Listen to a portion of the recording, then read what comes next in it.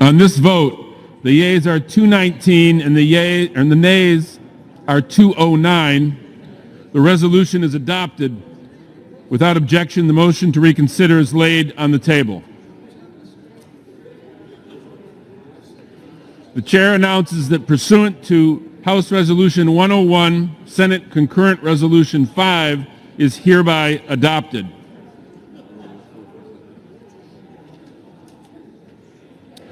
Pursuant to Clause 1C of Rule 19, further consideration of H.R. 447 will now resume. The clerk will report the title. I think sometimes the divisions in this country get a little bit too hot.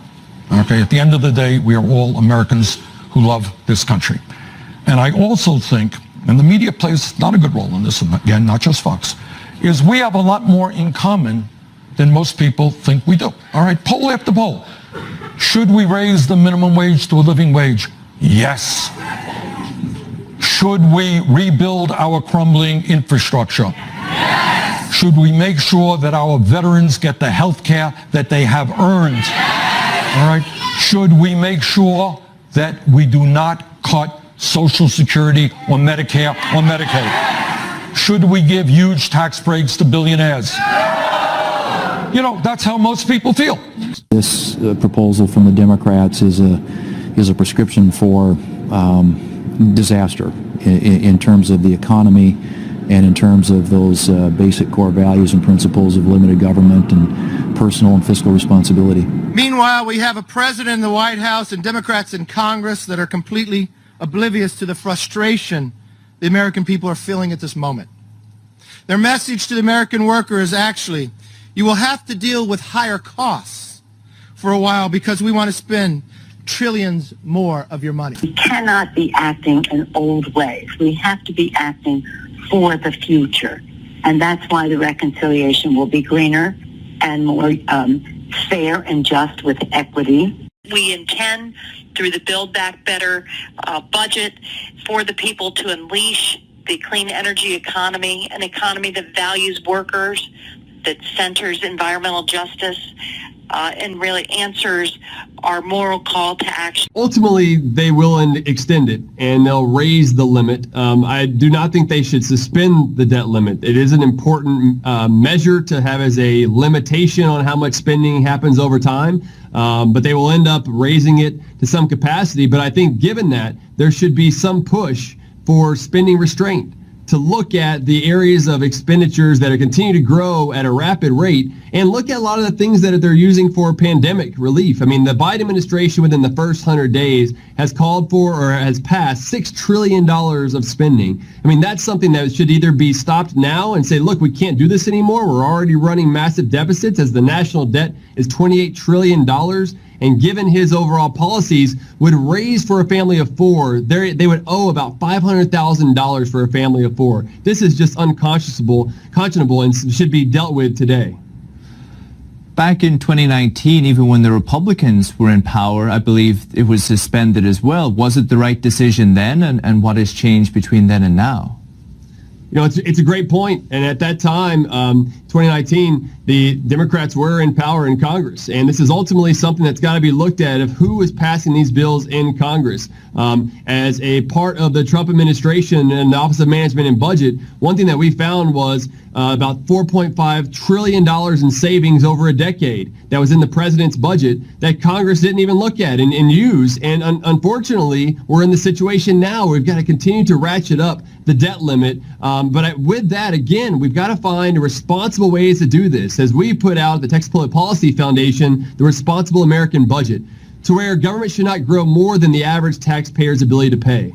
Sean, I am disappointed. In my opinion, we Republicans in the Senate keep finding new ways to lose on policy and to lose on politics. Opposing President Biden's infrastructure bill should have been a fat guy layup.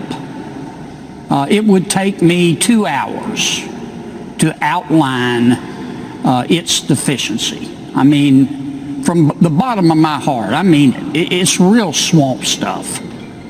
They told us that it was about real infrastructure. It wasn't. Calling this bill an infrastructure bill is like, it's like calling Anthony Weiner a saint. There's more Green New Deal and welfare in this bill than infrastructure. They told us the bill was paid for. It isn't. They told us the bill wouldn't raise taxes. It does. They told us the bill wouldn't contribute to inflation and higher prices. It will. They told us that this bill, if we pass the infrastructure bill, would make it harder to pass President Biden's companion bill, the $4 to $5 trillion tax and spending binge reconciliation act that we're debating right now. It will make it easier to pass that act. As you pointed out, Speaker Pelosi is so excited about the passage of the infrastructure bill, she's thinking about merging the two bills in the House. I'm telling you, the Democrats desperately wanted this infrastructure bill. They wanted it like an axe wants a turkey. All right, the House won't take up that infrastructure bill, the phone I just set on the shelf, until this other budget deal, this $3.5 trillion thing, is done. The framework, basically a list of instructions to all of the committees that will be involved in drafting the budget bill as to what sorts of things need to be in the legislation, and it put a ceiling on how much each of those committees can spend. Another way to think about it, they basically voted to put the train on the tracks, and now they've got to figure out what to fill the train up with. The train can't leave the station until it has its cargo, and right now that cargo hasn't been made, ordered, or delivered. Obviously, there's going to be changes to whatever goes into this bill. There's going to be a negotiation. It's going to be a process. It will probably take longer than people would like, and we'll see where it ends up. But it's not a guarantee, and because the budget bill is not a guarantee, it's not a guarantee that the infrastructure bill that passed the Senate in bipartisan fashion will get a vote in the House, because remember, that's sitting on a shelf and it doesn't come out of timeout until this budget bill gets passed. For the bipartisan infrastructure package, is it contingent upon assurances from moderate Democrats that they will try to weaken the reconciliation package? No. As we've said repeatedly, the infrastructure package stands on its own, by itself, and I intend to, and I think all of my members are going to judge it based on the package itself, not what may come next. They're two separate proposition. And that's a no on the eviction moratorium, just to button that down. 79,000 people are behind on rent in Kentucky. Yeah, I think the governor needs to do something about that if he's got the money that was supposedly sent down to him.